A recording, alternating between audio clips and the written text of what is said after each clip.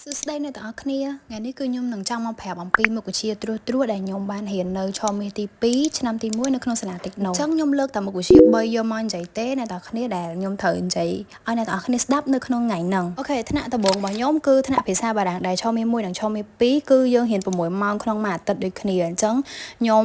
រៀនហ្នឹងគឺអាចថារីចម្រើនច្រើនព្រោះដោយសារតែវាគឺជាភាសា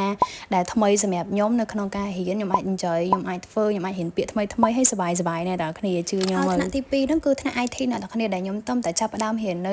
ឆមាស2ហ្នឹងដែរអ្នកទាំងអស់គ្នាអញ្ចឹងដំបូងឡើយគឺខ្ញុំរៀនអំពី Word Excel ផ្សេងពី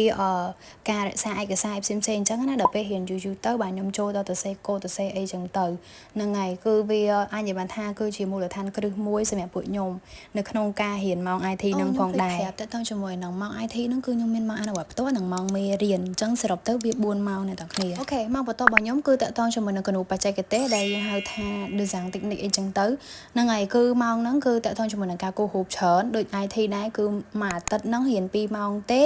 ប៉ុន្តែយើងមានកិច្ចការក៏ដូចជា assignment នៅគ្រូគាត់ assign ឲ្យយើងធ្វើជារៀងរាល់អាទិត្យផងដែរ